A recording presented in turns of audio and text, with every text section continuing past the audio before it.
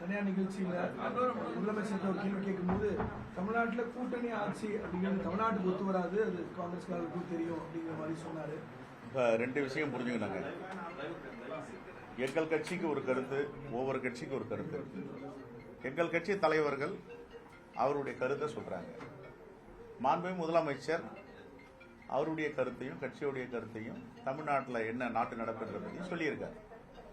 இது எல்லோரையும் சேர்ந்து உட்காந்து பேசி எங்கள் அகில இந்திய தலைவர்கள் மாண்புமிகு முதலமைச்சர் அவர்களும் ஒரு நல்ல முடிவு எடுப்பாங்க. இதில் அவர் எப்படி சொல்லிட்டாரு, இவர் எப்படி சொல்லிட்டாரு, இதனால கூட்டணிக்குள்ள ஒரு பிணக்கு இருக்குமா, பிரச்சனை இருக்குமா, விரிசல் வரமா அப்படின்னு நிறைய பேர் இதை காத்துட்டு இருக்காங்க. அது மாதிரி எதுவும் வரத்துக்கு வாய்ப்பு இல்லை. ஒருபோதும் பாரதிய ஜனதா கட்சியும் அதனுடைய அங்கமாக இருக்கின்ற அதிமுகவில் தமிழ்நாட்டு மக்கள் ஒருபோதும் அனுமதிக்க மாட்டார்கள். தமிழ்நாட்டு நலனை, தமிழ்நாட்டு உரிமைகளை விட்டு கொடுத்தவர்கள், தாரை வார்த்து கொடுத்தவர்கள், தமிழ்நாட்டு மக்களை முதுகில் குத்தியவர்கள், தமிழ்நாட்டு மக்களை ஏமாற்றியவர்கள். இப்ப இந்த நிதிநிலை அறிக்கை, ஒன்றிய அரசு நிதிநிலை அறிக்கை தாக்கல் செய்யப்பட்டது ஒரு வாரத்துக்கு முன்னாடி. தமிழ்நாட்டுக்குன்னு ஒரு அறிவிப்பு கிடையாது. இதை யாரு கேட்கணும்? இப்ப நாங்க நாளைக்கு ஆர்ப்பாட்டம் பண்ண போறோம். இந்தியா கூட்டணி சார்பா, மதச்சார்பற்ற கூட்டணி சார்பா, தொழிற்சங்கங்கள் எல்லாரும் சேர்ந்து காலை ஒரு ஆர்ப்பாட்டம், மாலை ஒரு ஆர்ப்பாட்டம் வச்சிருக்கோம். ஏன் அதிமுக வாயை திறக்கல? இதெல்லாம் யாரும் கேட்க மாட்டாங்களே. தமிழ்நாட்டு நலனில் அக்கறை இல்லாதவர் நீங்க எப்படி மக்களை போய் பார்க்க போறீங்க, எப்படி தேர்தலை சந்திக்க போறீங்க? தமிழ்நாட்டு மக்கள் அவ்வளவு விவரம் இல்லாதவங்களா? தமிழ்நாட்டு மக்களுக்கு எதுவும் செய்ய மாட்டீங்க, திட்டங்கள் தீட்ட மாட்டீங்க. தமிழ்நாட்டு மக்களுக்கு எதிரான சிந்தனையில் உள்ளவங்களுக்கு எப்படி வாக்களிப்பாங்க? அதனால இது இந்த தேர்தலை சந்திப்பது அரசியல் கட்சிகள் என்பதை விட தமிழ்நாட்டை, தமிழ் மண்ணை பாதுகாக்கும் கூட்டணி எங்களுடைய கூட்டணி. தமிழ்நாடும் மதவாத சக்திகளும் தான் மோத போறோம்.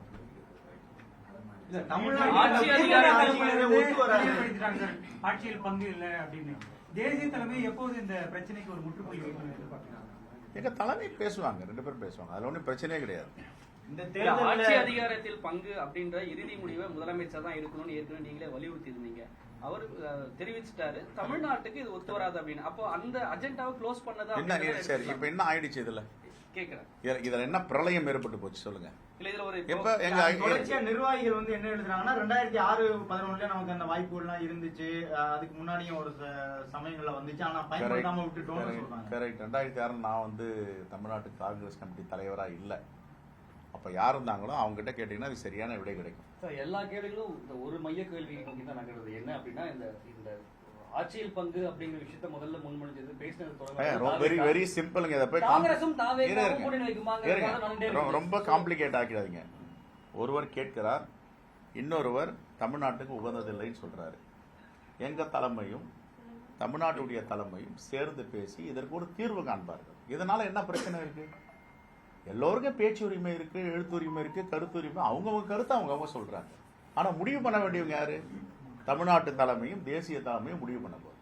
எங்க அகில இந்திய காங்கிரஸ் கமிட்டி தலைமையும் இங்க இருக்கின்ற திராவிட முன்னேற்ற கழகத்தின் தலைவர் மாண்புமிகு முதலமைச்சர் அண்ணன் தளபதியும் சேர்ந்து ஒரு நல்ல முடிவு எடுப்பாங்க.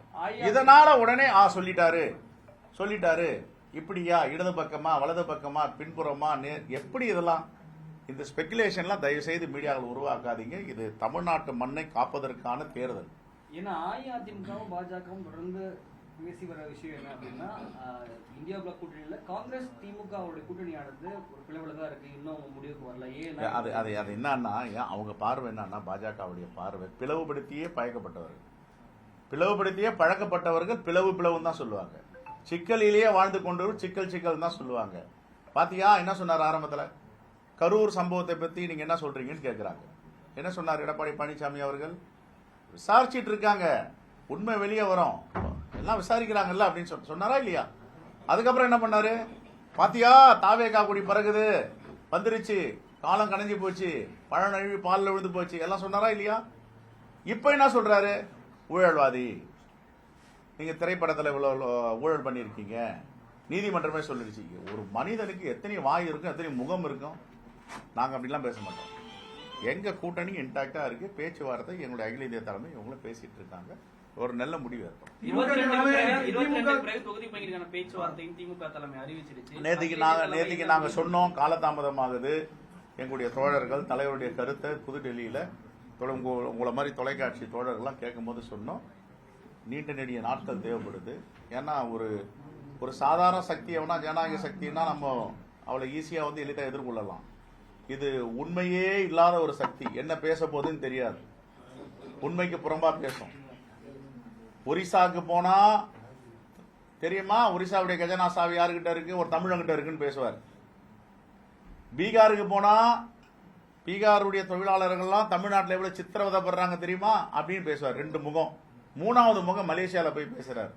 தமிழ்நாடு தான் உலகத்துக்கே முதன்மையானது. நான் பாருங்க, ஜெய்சங்கருக்கு வெளியுறவுத்துறை அமைச்சர் கொடுத்திருக்காங்க, அவர் ஒரு தமிழர்.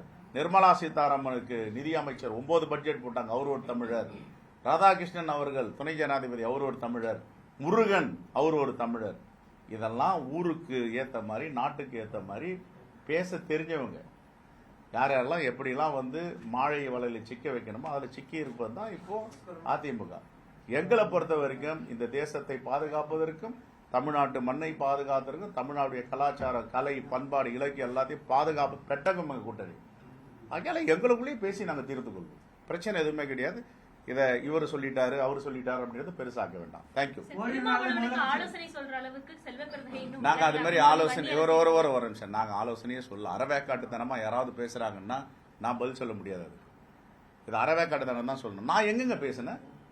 மதுரையில திரு ராமதாஸ் அவர்கள் கூட்டணிக்கு வந்தால் ஏற்றுக்கொள்ளீர்களா கேட்டாங்க. இதுக்கு பதில் நான் கிடையாதுங்க, முதலமைச்சர்கிட்ட போய் கேளுங்க, அவர் தான் முடிவு பண்ணுன்னு சொன்ன. அதுக்கு மேல எங்க ஒரு வார்த்தை சொல்லியிருக்கோம்? பேசவே இல்லை.